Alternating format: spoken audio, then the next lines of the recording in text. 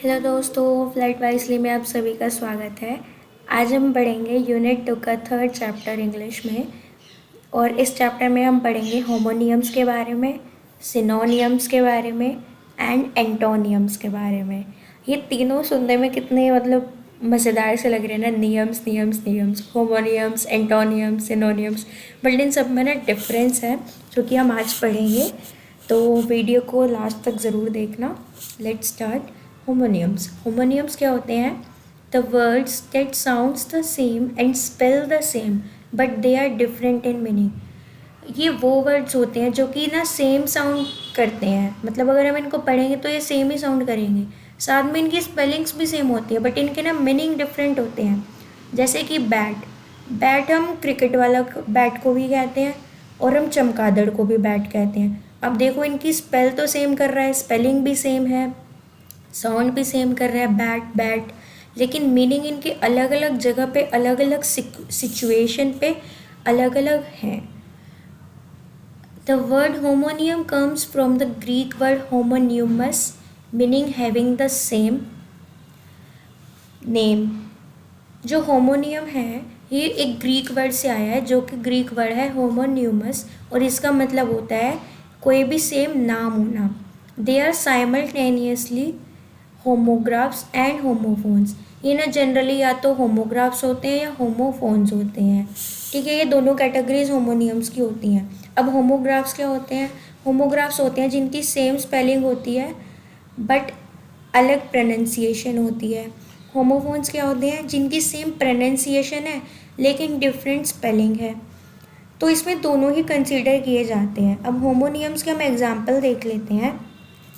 Homonyms के example जैसे कि हो गया एड, ADD, इसको हम ना शॉर्ट फॉर्म में लिखते हैं एडिशन के लिए। अब हम दूसरा ले लेते हैं एड, ये एडवर्टाइजमेंट के लिए। अब इनकी स्पेलिंग्स डिफरेंट है लेकिन इनकी प्रोनाउंसिएशन सेम है, तो ये होमोफोन्स हैं। और होमोफोन्स अब ये किसका पार्ट हो गए? होमोनियम्स का। अब हम दूसरा एग्जाम्पल देखते हैं aunt and ant. Pronounce same कर रहे हैं लेकिन स्पेलिंग डिफरेंट है। एक आंट यूज़ होता है इंसेक्ट के लिए, एक आंट होता है पेरेंट्स की सिस्टर के लिए, हमारी मौसी के लिए, चाची के लिए या बुआ के लिए।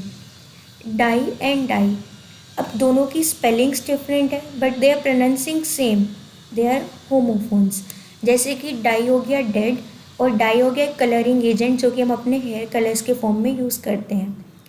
गिल्ट एंड गिल्ट, एक गिल्ट है गोल्ड प्लेटेड और एक गिल्ट है डिड रॉन्ग। दोनों की स्पेलिंग्स डिफरेंट है लेकिन प्रोनाउंस सेम कर रहे हैं। तो ये हमारे होमोनियम्स हैं। अब हम ना होमोनियम्स जो कि बहुत ही ज़्यादा मैसअप हो जाते हैं, जैसे कि अब हम ऑनलाइन टीचिंग करते हैं, हमारे टीचर्स हमें जब पढ़ाते हैं तो वो जो वर्ड्स यूज़ करते हैं ना हमें जनरली समझ नहीं आता, जो कि बहुत ज़्यादा मैसअप हो चुके हैं। वो है टू या फिर टू, तीनों की प्रोनाउंसिएशन सेम है बट तीनों का मीनिंग डिफरेंट है, प्लस इनकी स्पेलिंग्स डिफरेंट है। अब मैं ना तीनों का एग्जाम्पल फॉर्म में आपको अलग अलग मीनिंग बताती हूँ कि ये कैसे है। I looked to the moon, मैंने मून को देखा, यहाँ पे टी और टू यूज़ हुआ है। आई सो विनस मार्स जुपिटर टू, कि मैंने देखा विनस प्लैनेट को भी, मार्स को भी और जुपिटर को भी देखा, तो यहाँ पे TOO वाला टू यूज़ हुआ है। I hear two cats crying, मैंने दो कैट्स को रोते हुए सुना, तो यहाँ पे TW और टू यूज़ हो रहा है। तो हमें बहुत ज़्यादा परेशानी होती है जब ऑनलाइन क्लास में हमारे टीचर्स हमें पढ़ा रहे होते हैं, बिकॉज ऑफलाइन क्लास में ब्लैक बोर्ड पे तो मैम लिख देती हैं, हमें समझ आता है अच्छे से कि मैम क्या बोलना चाह रहे, क्या बताना चाहिए, हमारे पास बुक्स होती हैं। बट ऑनलाइन क्लास में जब टीचर एग्जाम्पल्स देती हैं, वो हमें समझा रही होती है इंग्लिश में, तब हम समझ नहीं पाते अच्छे से कि यहाँ पे क्या यूज़ हो रहा है। तो ये वर्ड्स हैं होमोनियम्स। अब स्टार्ट करते हैं सिनोनियम्स। सिनोनियम्स क्या होते हैं? The words which have the same meaning as another word in the same language. ये वो वर्ड्स होते हैं जिनका मीनिंग तो सेम होता है लेकिन ये डिफरेंट वर्ड्स होते हैं एक ही लैंग्वेज में। इंग्लिश लैंग्वेज में मान लो एग्जांपल ले लेते हैं स्मॉल, तो स्मॉल का मतलब छोटा है और ये दूसरा वर्ड हो गया लिटिल, इसका मतलब भी छोटा ही है। मतलब डिफरेंट वर्ड्स हो लेकिन इनका मीनिंग सेम हो तो वो सिनोनियम्स होते हैं। They can be any part of speech as long as both words belong to the same part of speech. ये किसी भी पार्ट का में हो सकते हैं स्पीच के, जब तक कि दोनों वर्ड्स एक साथ स्पीच से बिलोंग कर रहे हैं। एग्जाम्पल में हो गया बिगिन एंड स्टार्ट। बिगिन मतलब होता है कि हम शुरू कर रहे हैं, स्टार्ट का मतलब भी होता है शुरू कर रहे हैं। अब ये जो पार्ट ऑफ स्पीच मैंने कहा है, पार्ट ऑफ स्पीच में ये कोई भी वर्ब हो सकती है, एडजेक्टिव्स हो सकता है, प्रीपोजिशन हो सकता है। अब एग्जांपल ले लेते हैं, वर्ब हो गई बाय एंड परचेज। दोनों वर्ड्स डिफरेंट है लेकिन दोनों का मतलब एक ही है, खरीदना। एडजेक्टिव्स में हो गया टाइनी एंड स्मॉल। टाइनी मतलब छोटा, स्मॉल मतलब भी छोटा। हम इसमें एक और सिनोनियम इनका यूज़ कर सकते हैं, लिटिल। प्रीपोजिशन में देख लेते हैं ऑन एंड अपॉन। ऑन मतलब ऊपर, अपॉन मतलब भी ऊपर। तो यहाँ पे मीनिंग डिफरेंट है, मीनिंग सेम है लेकिन वर्ड्स डिफरेंट हैं। हम और भी एग्जांपल देख लेते हैं सिनोनियम्स के। स्ट्रॉन्ग, सॉलिड, टफ, सिक्योर, ये सब एक ही वर्ड का एक ही मीनिंग है इन चारों का, लेकिन ये सब सिनोनियम्स हैं, ये सब डिफरेंट वर्ड्स हैं। सैड, अनहैप्पी, डिप्रेस्ड, मिजरेबल, इन सब का मीनिंग भी एक है लेकिन सभी वर्ड्स डिफरेंट है, तो ये सब एक दूसरे के सिनोनियम्स हैं। ब्यूटीफुल का अगर कभी भी आपसे सिनोनियम पूछा जाएगा तो हो गया अट्रैक्टिव, गॉर्जियस, प्रिटी, ठीक है, शाइनी हो सकता है। तो ये सब सिनोनियम्स हैं। सिनोनियम्स वो हो गए जिनमें कि वर्ड्स डिफरेंट है लेकिन मीनिंग सेम है। नेक्स्ट हम आते हैं एंटोनियम्स। एंटोनियम्स क्या होते हैं? A word having a meaning opposite to that of another word. Antonyms को हम सीधा बोल सकते हैं शुद्ध भाषा में सबसे इजी भाषा में अगर हम बोलेंगे तो ये अपोजिट वर्ड्स होते हैं। जैसे कि, और ये वर्ड्स एंटोनियम्स आया कहाँ से? ये ग्रीक वर्ड्स है एंटी। एंटी का मीनिंग होता है अपोजिट, उल्टा। एंड ओनिम का मतलब होता है कोई भी नाम। तो एंटोनियम आया है मतलब अपोजिट नेम, ग्रीक वर्ड से आया है। एग्जाम्पल हम देख लेते हैं अपोजिट वर्ड्स का या एंटोनियम्स का।